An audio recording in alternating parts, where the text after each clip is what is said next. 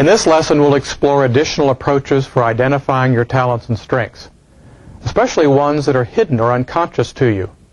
Remember, we're still building an inventory list, which is likely to total 15 or 20 by the end of this lesson.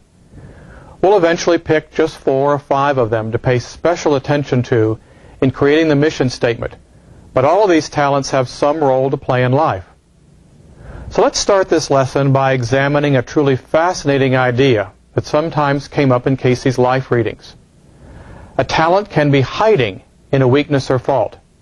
In other words, an innate soul talent may have gotten distorted or exaggerated, and it comes out looking like a fault. This isn't meant to excuse our faults, but it's good news. If we look deeply into a fault, we may find a strength which can be reclaimed. The person who is judgmental may have a talent for discernment. It's just getting overdone. The person who is guilty of manipulating others may have a talent for motivating them, if only he or she can stop distorting the talent. I interviewed a professional counselor who often works with people who are looking for their personal mission. We talked about strengths to be found in weaknesses, and the ways we often compare ourselves to others, and what clues could lead to our own talents. Now, Edgar Casey has this fascinating principle that some of our talents and strengths may be embedded in our weaknesses. What do you make of that?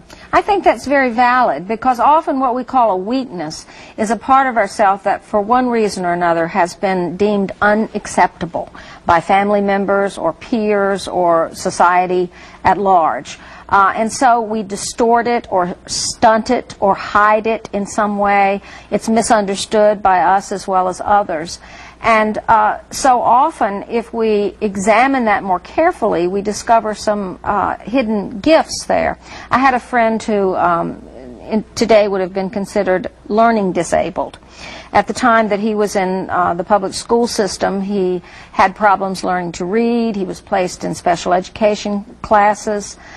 He had difficulty and came out of that situation perceiving himself as intellectually incompetent.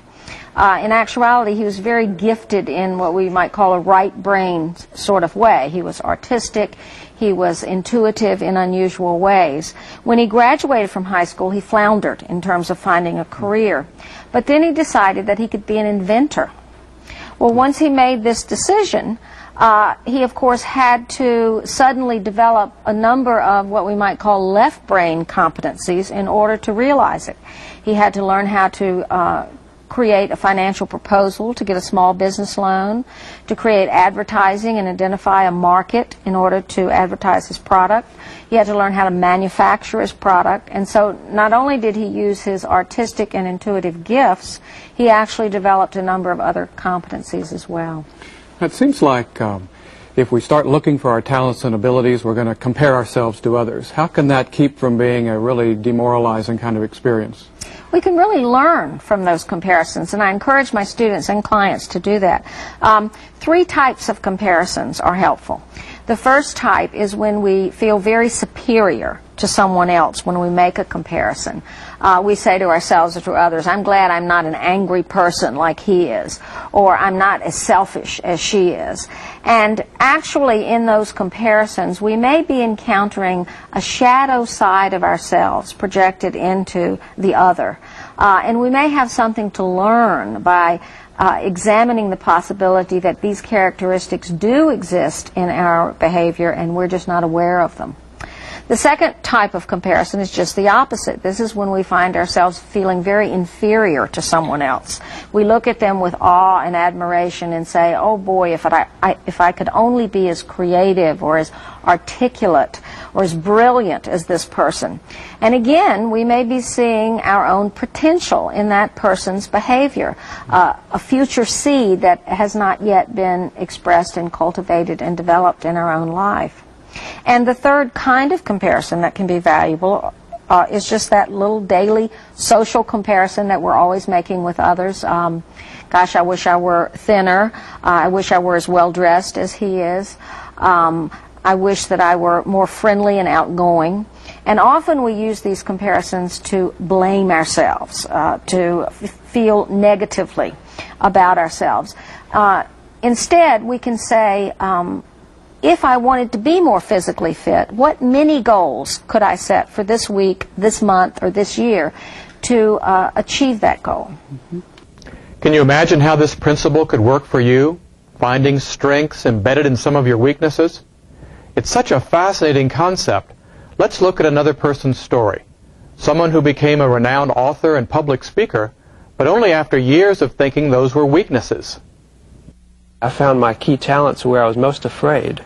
And I think that this is often true, that the thing we're most afraid of are the things that offer us the greatest opportunity to serve. So the two things I've done a lot of, writing and speaking in public, have been both things I've run from. In fact, in college, I dropped every course that involved any writing.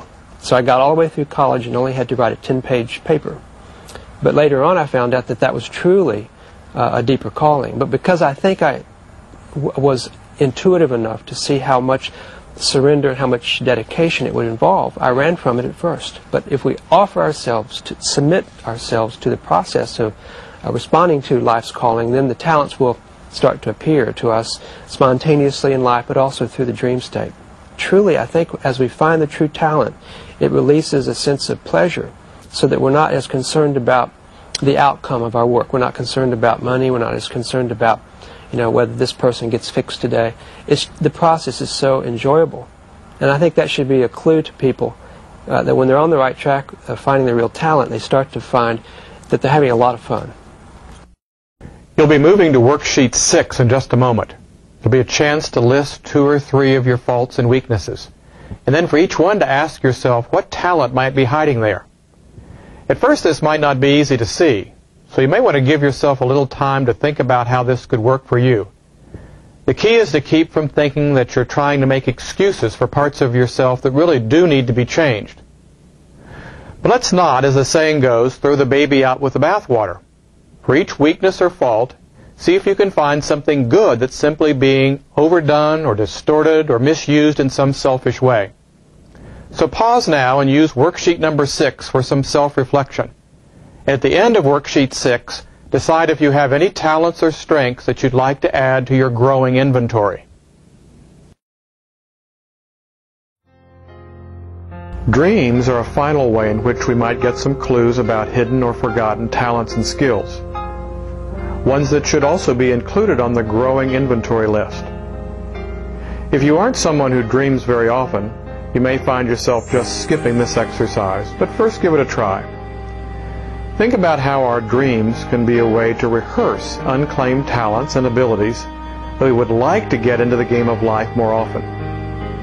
Keep in mind, too, that the characters in our dreams are often simply aspects of ourselves. And so a talent or skill being demonstrated by someone else in a dream may actually be a reminder that this ability resides in ourselves. Here's how one person used her visionary dreams to get clues about talents and her life's purpose. I was asking myself how I could weave together my professional life with my spiritual life. And at the time I was asking that question, I was running my own art school, I was a professional artist, and yet my spiritual side of my life seemed very separate. And the answer that came to me came in a vision of seeing myself flying through space on a unicorn. And all at once, my hair and the unicorn's mane and tail turned into paintbrushes and started painting rainbows through space. And it was a very emotional experience. I didn't have the words for what it meant, but as far as how it felt, I knew it was an answer to my question, and I knew it was a good answer. I think that in symbols, you could say that your talents and your strengths are the warp in weaving. You know, when you string up your loom, you've got your structure there of the threads, and that's the warp. And then the weft, the part that you weave through, is your life mission. And when you weave that shuttle back and forth through there, you create sort of a luminous fabric that's your life. And that's what we want to do. You can't really separate the talents and the life mission. You weave them together into wholeness. Well, I think that finding out what we're most passionate about is the main job in our lives. If you're even an occasional dreamer, turn now to worksheet number 7, Talents and Strengths from Your Dreams, Take a few minutes to see if you can recognize any clues based on what you've been dreaming about. Once you finish that worksheet, you're ready for Lesson 7, in which we'll take your long inventory of talents and hone in on the ones that are probably most important to shaping your mission statement.